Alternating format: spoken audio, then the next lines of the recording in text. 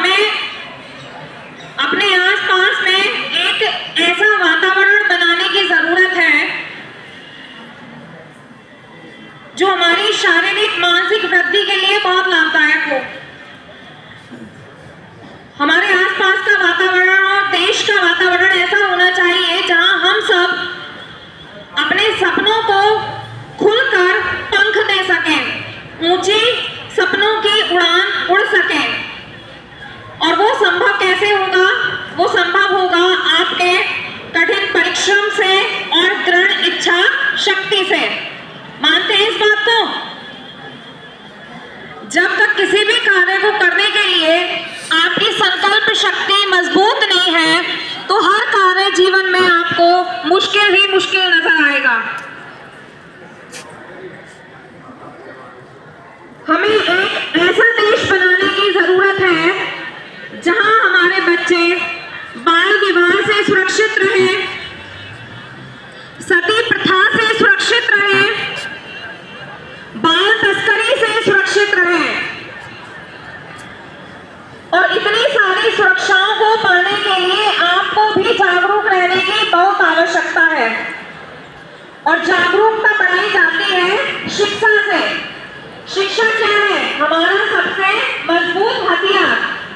यदि हम शिक्षित होंगे तभी तो हम बुराई के खिलाफ आवाज उठा सकते हैं। मानते हैं कि नहीं इस बात को? तो ये एजुकेशन है, ये सबसे मजबूत हथियार माना जाता है। यदि आप शिक्षित हैं, जागरूक हैं और आप सही और गलत में अंतर करना जानते हैं तो कोई भी कार्य और कोई भी सपना आपके लिए मुश्किल नहीं है। फिर आप हर वो काम कर सकते हैं जो आप सोच सकते हैं। जो इमेज आप अपने दिमाग में बनाते हैं वो आप कर सकते हैं। आ रहा है आपको समझ में? तो इसलिए आज से आप ये प्रयत्न करिए कि जितना आप अपने 24 घंटे में से समय हर कार्य के लिए देते हैं तो उतना ही अध्ययन के लिए भी देंगे। यदि साल के 365 दिन आप 2-2 घंटे भी अध्ययन करेंगे तो आप क्या बन जाएंगे ये बताइए? Super power. बोलिए मेरे साथ, क्या बनेंगे? सुपर पावर बन जाएंगे, आप शक्तिमान बन जाएंगे और आपको रोक पाना किसी के लिए भी असंभव हो जाएगा। तो मैं यही कहना चाहती हूँ कि मन लगाकर अपना अध्ययन करिए और जो अपनी बुरी आदतें हैं आज से ही, यदि शिक्षकों के लिए आपके मन में सम्मान है तो आज से ही प्रण कर लीजिए कि उन सब बुरी आदतों को आपको त्यागना है। करते हैं प्रण? तो देखो, आज जो मैं आपके सामने बाल दिवस के मौके पर एक छोटी सी आदिवासी लड़की की कहानी लेकर आई हूं।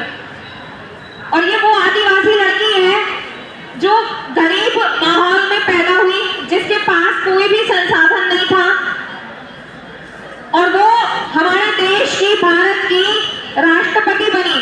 क्या नाम है उनका? द्रौपदी मुर्मू। तो मैं आज उनके बारे में थोड़ी सी आपको कहानी सुनाना चाहती हूँ कि ये जो द्रौपदी मुर्मू जी हैं उनका जीवन का सफर कैसे शुरू हुआ। तो बच्चों, जून 1958 में झारखंड में ये एक छोटी सी लड़की पैदा हुई थी। झारखंड के एक छोटे से गांव में जहां केवल 7वीं तक का स्कूल था, 7वीं के बाद स्कूल भी नहीं था। ठीक है?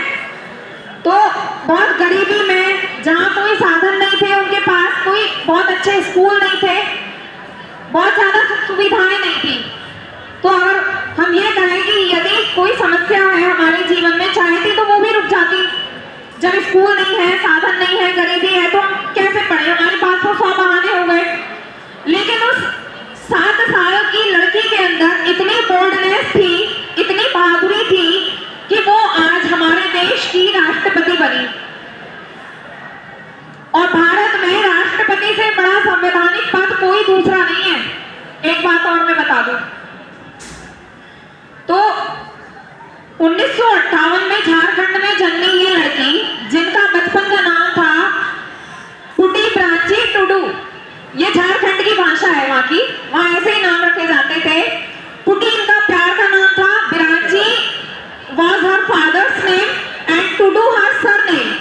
टुडू जो था इनका सरनेम था, तो इनका नाम था पुटी बिराजी टुडू। तो एक बार की घटना है कि एक नेता इनके गांव में आने वाले थे, और वो समय और आज का समय ऐसा है कि आजकल के नेता तो ज्यादा कामकाज नहीं करते, केवल लूट मार मचाने में लगे हुए हैं। लेकिन उस समय नेता ऐसे थे जो गरीब एरिया में जाते थे, जो कि झोंपड़ी वाले लोगों के पास, आदिवासी लोगों के पास जाया करते थे, उनकी समस्याओं को सुनते थे। तो ऐसे ही जहाँ ये द्रौपदी मुर्मू जी थी, एक 7 साल की लड़की, तो इन्हें पता चला, इनके पिता को पता चला, तो उन्होंने कहा कि तुम अपनी समस्या जब नेता आए तो उनके सामने रखना, चलती मीटिंग में तुम एंट्री कर जाना। तो जब नेताजी आते हैं तो सारे IAS IPS अलर्ट हो जाते हैं, तो उन्हीं की मीटिंग चल रही थी अधिकारियों की।